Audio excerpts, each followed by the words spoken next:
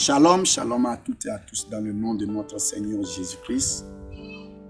C'est le berger James et c'est encore une joie pour moi de partager la parole de Dieu. Nous savons quelque chose, Dieu parle, mais pas à tout le monde. Dieu parle à tout le monde à travers quelqu'un. La Bible nous dit dans Hébreu, après avoir parlé à nos pères à travers les prophètes, Dieu nous parle aujourd'hui à travers son Fils. Alors, si Dieu a un message à adresser, il tend sa main, il saisit un instrument, il le prépare et il parle à travers lui. Et j'espère que dans ces derniers temps, Dieu a beaucoup d'instruments à travers lesquels il parle. Et si Dieu parle, l'ennemi aussi parle à travers des instruments. Alors, qu'est-ce qui nous permettra de savoir si c'est Dieu qui a parlé ou c'est l'ennemi qui a parlé? C'est le contenu du message qui nous permettra de détecter. Alors, pour que nous puissions savoir que ce message vient de Dieu, avant de l'écouter, il va falloir que nous prions. Saint-Esprit, nous savons qu'il y a assez de voix dans ces derniers temps. Et toutes les voix désirent notre attention. Nous ne voulons pas être des instruments de certaines voix à part toi. C'est pourquoi en ce moment nous te demandons, puisque tu veux parler, utilise-nous pour parler. Et ceux qui vont écouter ce message, laisse que ce message contienne en lui-même la conviction et la confirmation que c'est toi qui parles. À travers la libération, à travers l'intensification de ta présence et à travers la manifestation de ta gloire à travers ce message. Merci parce que tu es à l'œuvre. Amen. Je voudrais relâcher un enseignement concernant comment rencontrer les métatrons. Comment rencontrer les métatrons. Et cette partie, nous allons voir comment rencontrer le tout premier métatron qui est Enoch.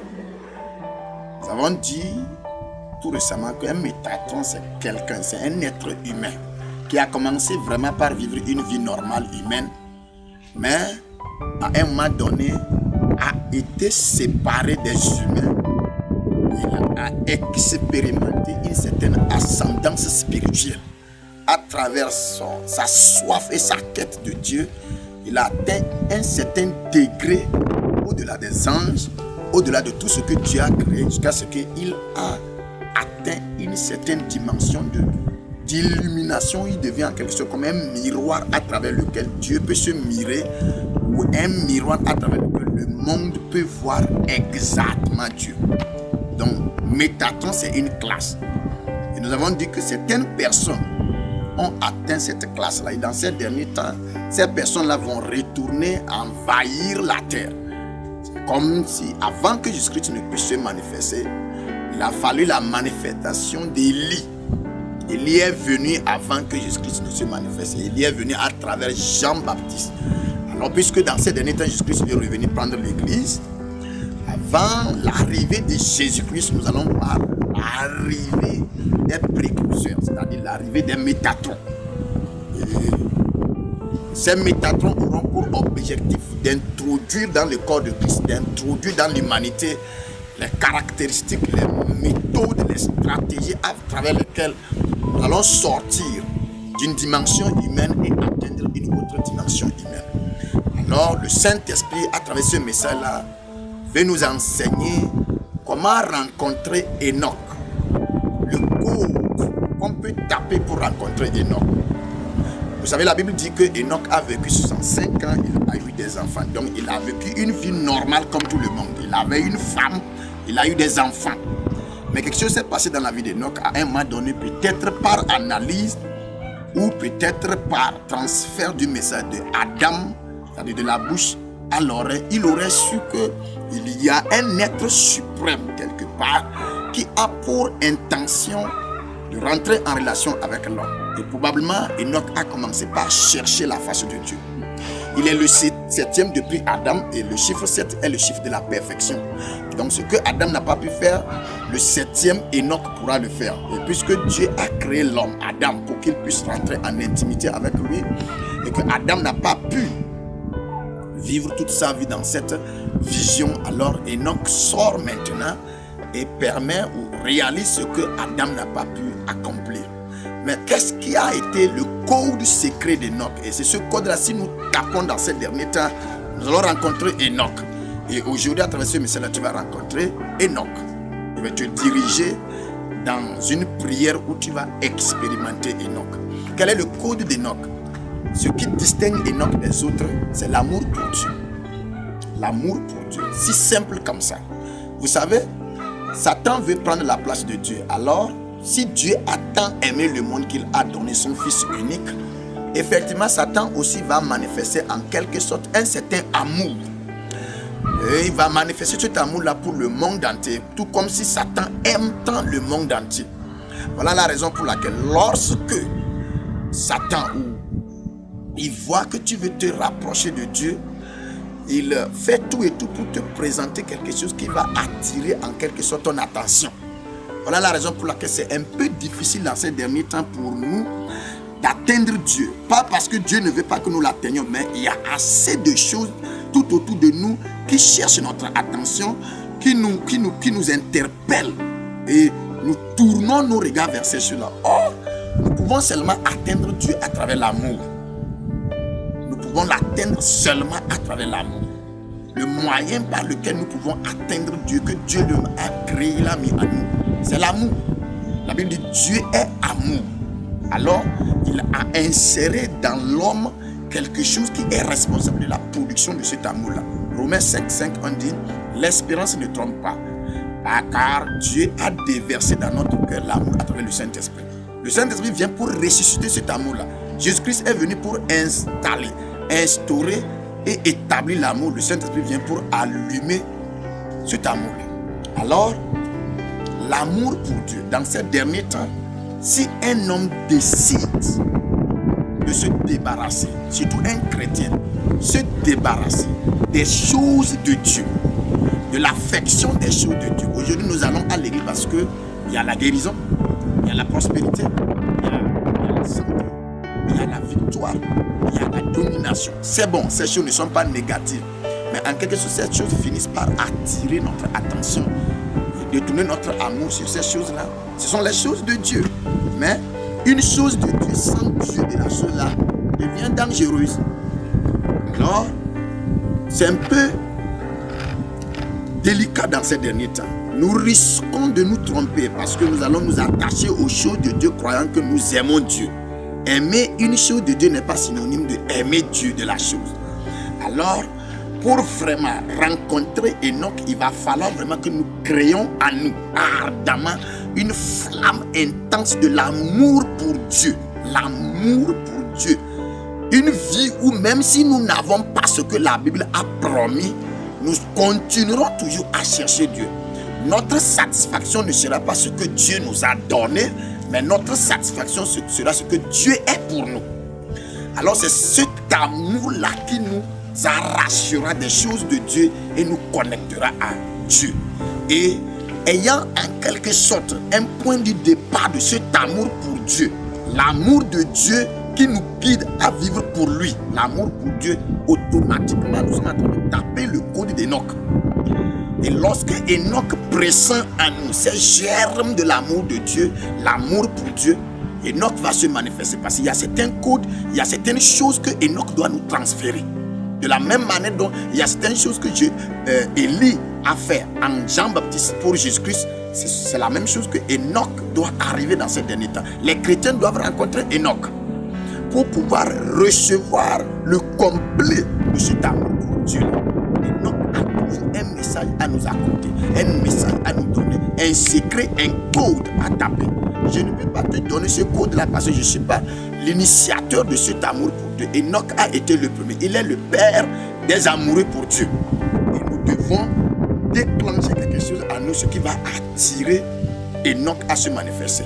Alors, Enoch a certaines choses à donner aux gens qui savent que, bien sûr, je sais que Dieu fait les choses, mais c'est Dieu lui-même que je cherche. C'est la personne de Dieu que je désire. C'est Dieu lui-même que je veux rencontrer. J'ai soif et je veux rencontrer Dieu. Ce n'est pas seulement la manifestation des choses de Dieu, mais la manifestation du Dieu des choses.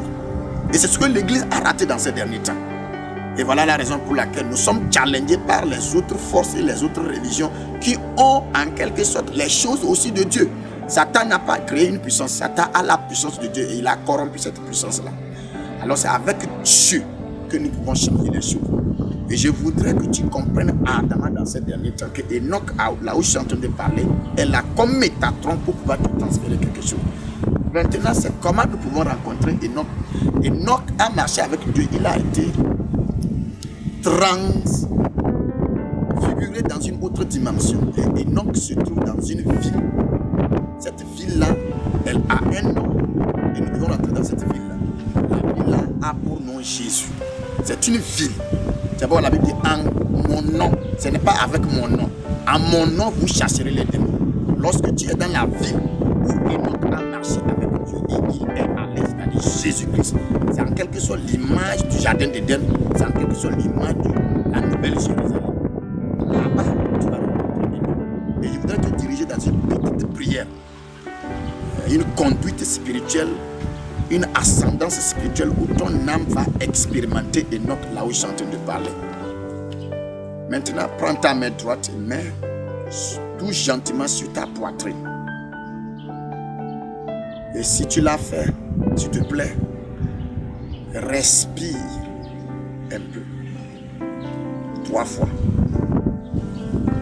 En respirant, laisse ton inspiration soit courte par rapport à ton expiration. Quel est le rôle? Tu reçois une fraîche énergie et tu expulses les énergies négatives, c'est-à-dire la tristesse, l'amertume, la peur qui se trouve en toi. Alors tu inspires et tu expires profondément. 3 fois, c'est déjà suffisant. Alors, concentre-toi sur toi-même. Déconnecte-toi de l'univers. Déconnecte-toi des choses que tu as traversées depuis le début de la journée et concentre-toi sur toi-même, dans ta mentalité. Et une fois que tu t'es concentré sur toi-même dans ta mentalité, tout doucement, commence par toucher une énergie, c'est-à-dire une sensation, une joie, l'amour, l'affection, une sensation dans ton cœur. Alors, vois-toi en train de marcher sur un chemin. Oui, tu es en train de marcher. Et tout à coup, tu vois devant toi une grande ville luminescente. Le portail est ouvert. Et tu rentres dans cette ville-là. Mais avant de rentrer, tu regardes sur le portail. Tu as vu la ville du Métatron Enoch. Ça veut dire que c'est sa ville là-bas. Va, rentre. Sois sans crainte. Continue. Ça paraît simple, ça paraît amusant, mais c'est la toute vérité intense. Jésus-Christ a dit, si tu veux prier, rentre dans ta chambre, ferme ta porte. Et ton Père qui est dans le lieu secret va t'écouter. Donc tu es sur la bonne voie. Va jusqu'au palais qui se trouve au milieu de la ville. Alors, une fois que tu t'approches du palais, tu vois ce palais-là, approche-toi. Et les portes du palais s'ouvrent d'elles-mêmes parce qu'elles ont été programmées espérant quelqu'un qui viendra. Et Enoch sait que dans ces derniers temps, il y en aura des gens qui auront la soif comme lui aussi, il a eu soif. Alors, le palais s'ouvre, tu rentres. Rentre. Alors, tout à coup, tu vois un homme qui sort d'une salle. Ton inspiration dans ta tête te dit, sûrement c'est Enoch. Enoch s'approche de toi avec un sourire. Et qu'est-ce qu'il te dit? Je t'attendais depuis longtemps. Le monde est pressé. Et nous voulons vraiment manifester la préparation de la terre avant la manifestation de notre Seigneur. J'ai quelque chose pour toi. C'est ce que Enoch est en train de te dire. Continue d'avancer. Alors, Enoch prend ses 2 mains, il met sur tes épaules. Il te dit, regarde-moi dans la face. Et tu lèves tes yeux, tu le regardes dans ses yeux, dans sa face. Et en quelque sorte, un feu sort du cœur d'Enoch. Un feu brûlant, un feu. Ça sort du cœur d'Enoch. Alors ça se transfère dans ton cœur. Ça rentre dans ta boîte. Tu vois ce feu-là qui sort. Une flamme intense. Qui sort du cœur d'Enoch et ça rentre dans ton cœur. C'est un travail spirituel que tu es en train d'expérimenter. Aussitôt la flamme là est rentrée dans ton cœur. Enoch sourit, il te dit, c'est accompli. Maintenant, tu as l'amour de Dieu pour Dieu.